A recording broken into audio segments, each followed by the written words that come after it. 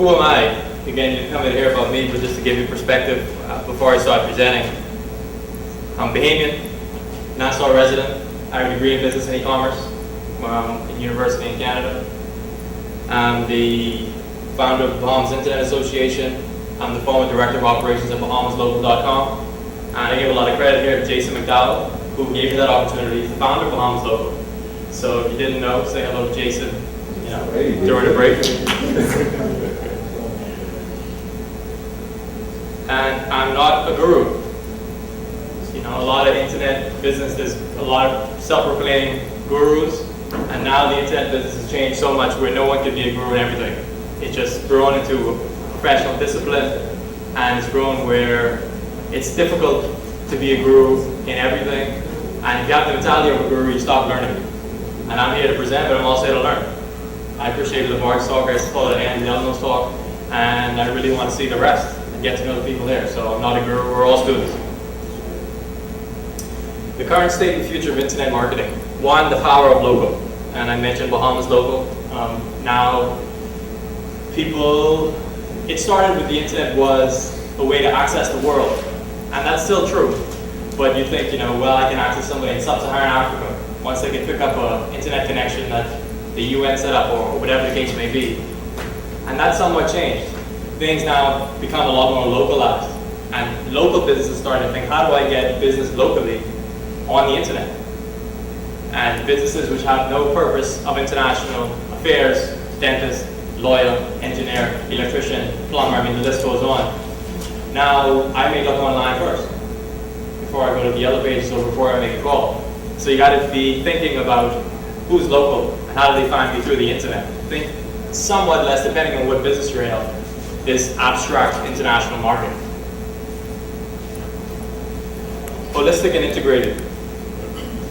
Online marketing is just that. It should be holistic and integrated. One, integrated with everything you're doing online, and two, integrated with your offline media.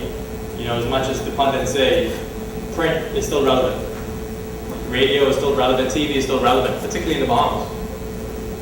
If you want a story to be read in the business, about business, put that on the front page of the Tribune business section. You'll be getting calls at 4 noon. It's just part of the consciousness of the Bahamian public. So don't neglect offline advertising, but make use of it and send people online. People who do this well, or like GoDaddy in the Super Bowl. They spend $3 million on this commercial, on production, and they always leave a cliffhanger to send you on the web. And when you look at their traffic stats, they go maybe in a flat line, and right after that commercial they spike because people go online.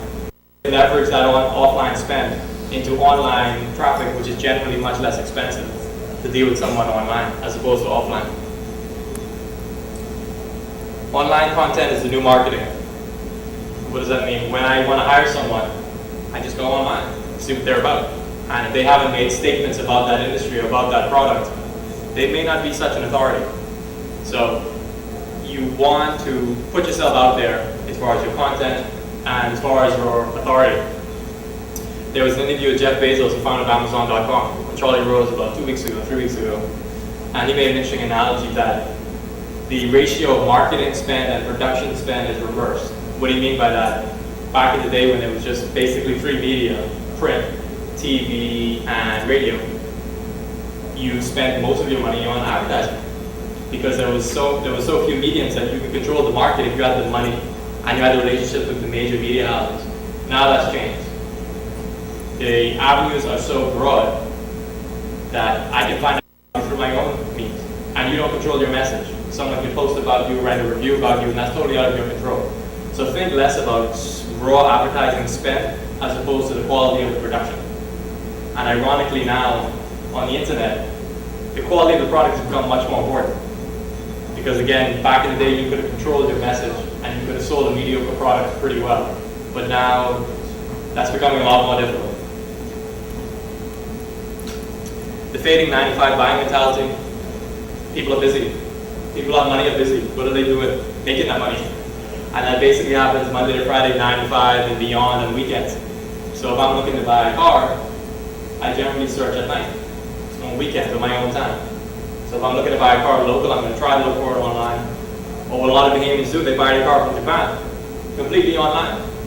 So So, the dealership down the road is thinking about the other dealership down the road. What about the dealership in Japan who's perfected the online advertising and the online transaction? And it can get your car here in 6 weeks, 8 weeks, whatever the case may be. The power of video. Video is now one of the most important things on the web. One, it's the richest form of communication. I mean, basically our eyes, we see in video. We see in real time, in colors, in 3D. And on YouTube, there are 2 billion videos watched every day. 2 billion videos watched every day, and that's just YouTube. And there are other video networks, and as well as sites that host their own videos. And if you think of the bandwidth on the web as a pie, right now 60% of that bandwidth is consumed by video. And in several years, it's going to be 90%. So you really need to think about video, and even if you're in a ministry or a church, you want to connect with your congregation and be doing stuff online, put up video. Make use of video. That is the language of the web now. A bit about websites. A website is a business tool. Don't forget that. A lot of people put up a website by default because they think they have to have one, which they kind of do. But they think of the design elements or the technical programming elements. How is this site going to convert? How is the site going to make money? What is your message? What is your content? So a website is a business tool. And don't let your designers tell you different, because they want to make the most beautiful thing the world's ever seen. And don't let your programmers tell you different, because they want to make the most technically cutting edge thing the world has ever seen. And when I go to a site and they say, oh, I need to plug in something, that turns me off to no end. When I have a modern computer and one of the latest browsers, and if I'm not compelled to stay, I'll just leave. It's just as simple as that, because I just don't want to plug in anything. And also, it's a bit condescending. Saying your computer's not good enough to see my content to be a customer. Well, maybe I don't want to be a customer, and I'll just leave. So think about the website as a business tool. Don't reinvent the wheel. A lot of people go to create sites and they want to make something groundbreaking, something that the world has never seen, and customers can love me for it. No, they can hate you for it. Because people are creatures of habit, and they're used to consuming websites in a certain way. Home, about us, products and services, contact us for a simple 4 or 5 page site. And if you create something that's so groundbreaking and innovative and abstract, when I go there and I feel confused, in the online and offline world, confusion is one of the worst states for a mind to be in. If you send it to a client face to face or online, when I feel confused, I don't particularly like it. I want to get out of that situation, so I'm no longer confused. So I'll just leave that site as well. So don't reinvent the wheel. Use what has generally been best standards and practices on the web. Website budgets. You're starting with a basic, 4 or 5 page site. You're going to start at $1,000 and up. You look at all the insurance companies here and the real estate companies who have more extensive sites and back-end databases that produce results or live quotes or real estate properties. They're starting in the 10,000 plus range, and it could go well beyond that. So these are obviously wide ranges and rules of thumb about website budgets. If you just build it, they will not come. If you just build it, they will not come. We've watched too many Kevin Costner movies, built in baseball fields and cornfields. So people are just not going to come. And when you build your site, you don't want to exhaust yourself on your website. And that exhaustion could be financially, it could be emotionally because you've been building this thing forever, or it could just be physically, you're tired of building this site. So you need to leave a reserve, and a reserve in all those areas, because they're going to be change orders, guaranteed. You need to get people to the site. What does that take? Search engine optimization, social media, advertising on Facebook, advertising on Google, advertising on other networks that exist. So don't exhaust yourself just on your site to think you've arrived. You just started.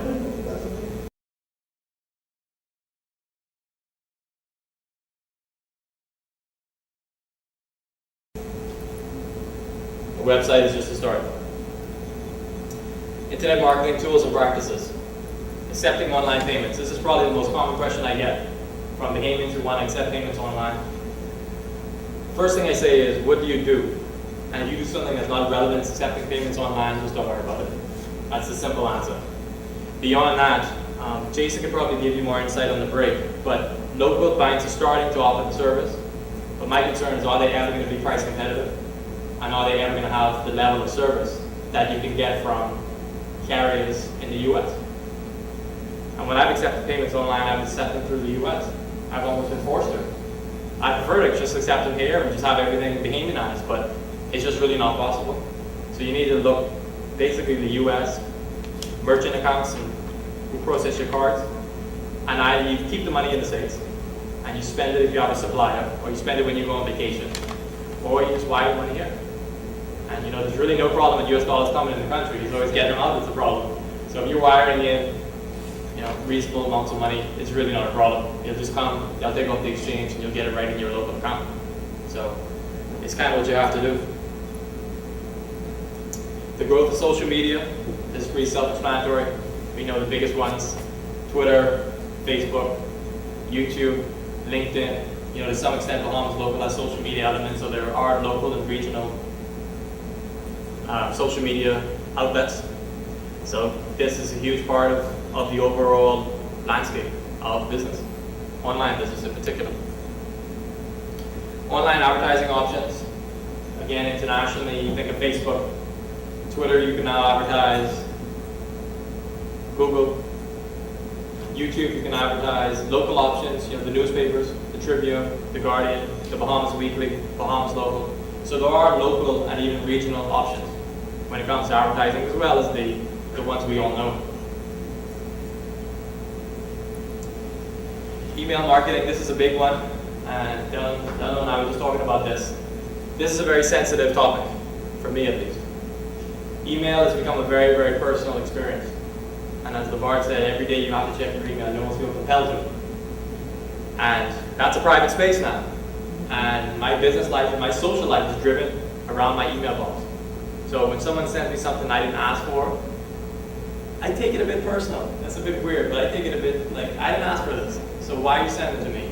So I can hit report spam pretty easily. And there are local companies who send out blasts and they send you 3-4 a day, and it gets a bit much. So when you're doing email marketing, be very careful of who you send it to. Do they want to receive it? And what do they want to receive? So one, do they want to receive it? And two, think about what they want to receive. Try to segment that list down as much as reasonably possible. So if one is interested in this type of service, this type of message, then try to split it up as much as possible. Or else you can get yourself in trouble. Either people are going to be offended, or eventually Bahamas is going to come to you and say, well, I'm getting a lot of reports of spam and I might need to block your account. It happens. It happens. Technologies may change, but people don't. And principles don't. Think of the internet, business and life principles still apply. What are those principles? Hard work, sacrifice, capital, revenue, financial statements.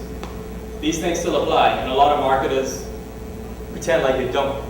And they'll market you a product, you buy it today and you're selling tonight. It just doesn't happen like that for the most part. You have to put in your time. And this is not a sexy thing to say. And if I had a product in the back of the room, I might not be saying this, but I might say mine could actually do what they say theirs could do. But it just doesn't happen. So don't check your ethics at the door. Don't check your work ethic at the door. Don't check your need to have capital, need to create financial statements, need to create a business plan. Don't check it at the door because you're on the web, and that's going to save you. It's not going to save you. It's a tool and it's an avenue, but the avenue is only as good as what you put into it. Good products and clear value propositions. Again, what Jeff Bezos said before, you could have a mediocre product and you could ram it down people's throat through the three major media who you had a relationship with, and you had the buying power to command the top space on the front page, full page, etc. That's completely changed. That's completely changed. If I was looking to buy something now, this microphone, this is a product someone created. I'll look up this serial number and I'll go to Amazon.com maybe and see the reviews and see the price and compare the price. And if this is actually not a good product, I won't buy it. Whereas to my local store, they would have two options, and I would pick up one of the two. It's changed now. So you really have to kind of retrench yourself and think, is the product and my message of value? You have to be honest with yourself. And if it isn't, you got to make it better. You're not going to be able to market and advertise yourself out of a bad product or even a mediocre product, because the cost of switching now is very low. And I can find out basically most about your product before I even buy it or before I even approach you. Integrity, critical. on the web.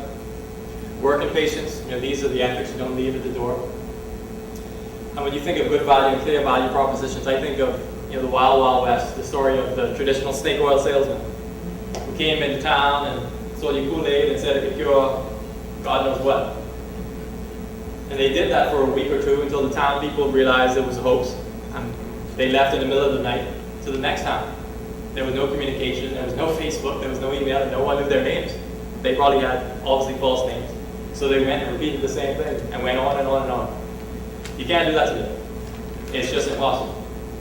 You mess with me once, I write a review, I spread it, that's like wildfire. It's like a virus. It's called an idea virus. It just spreads. So your integrity is actually more important now than it was 10, 20, 30, 50, 100 years ago. Because you could, if someone's had a bad experience, you could just kind of shoo them away and they would stew and they would tell their family and that would be it. But now, it's totally different. People can magnify themselves. They call Twitter word of mouth on steroids, as an example. So if I have a bad experience and I put that on Twitter and I have a following, and they retweet it, which means they send it on to their followers, it's just spreads like crazy. A positive message and a negative message. And we know the negative message spread a lot easier than positive, right? So when someone has a bad experience, that's probably going to spread a lot quicker than someone has a positive experience. Capital, revenue, expenses, and cash flow. These things, very relevant, very relevant. So don't check the business principles and life principles and accounting principles at the door because you're working on the web.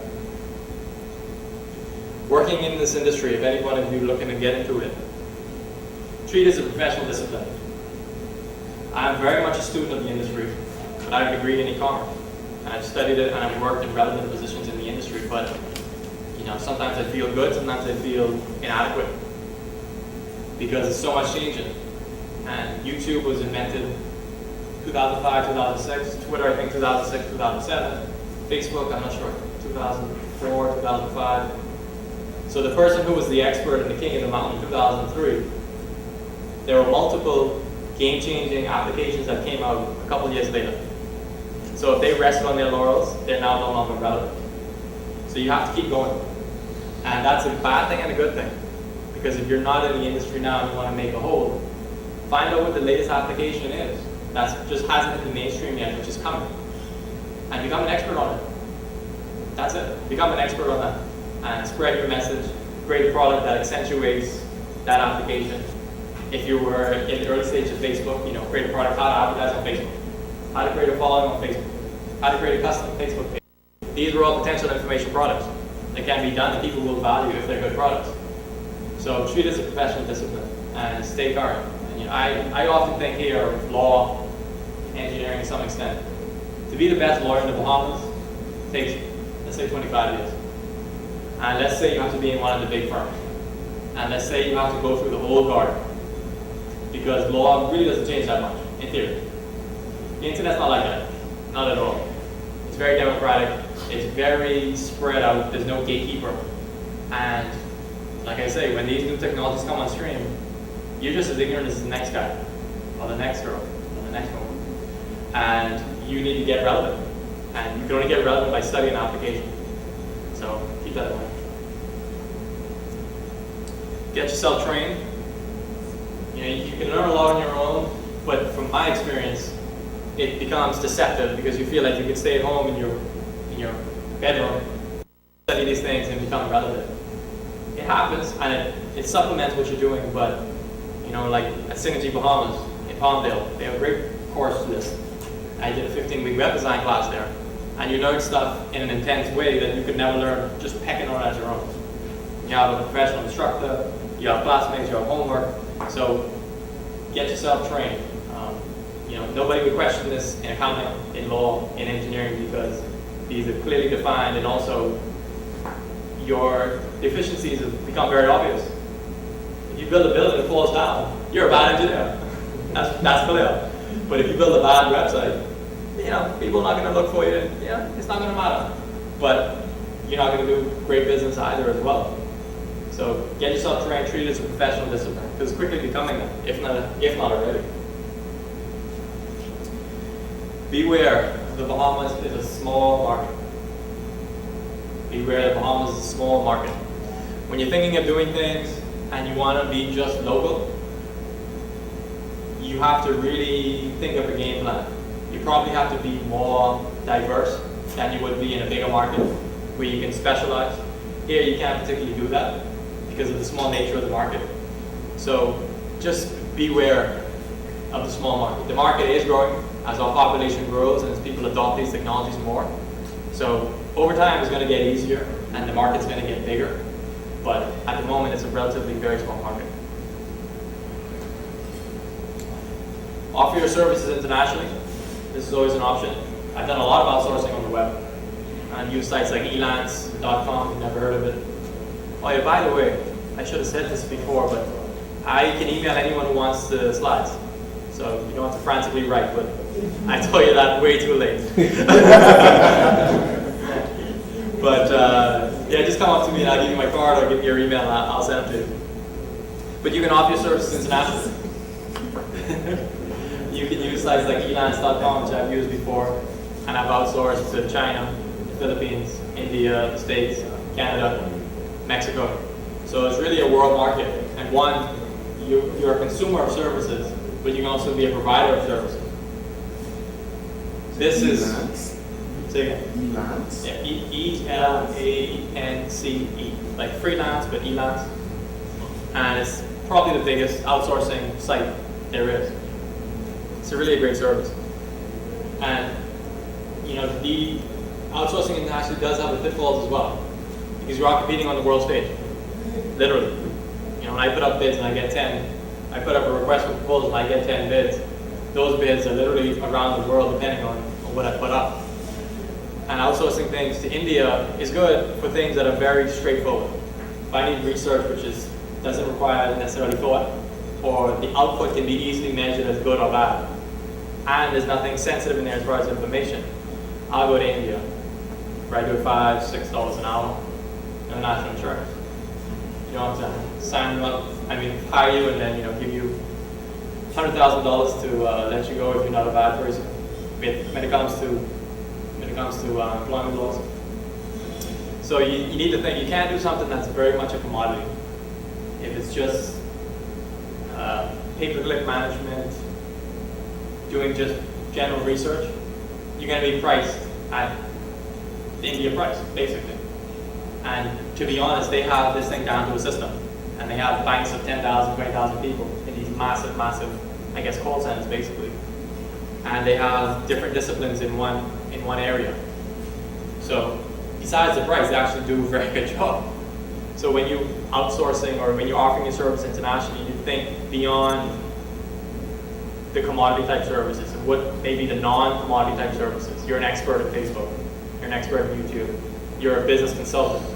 You speak English. This is not to be underestimated.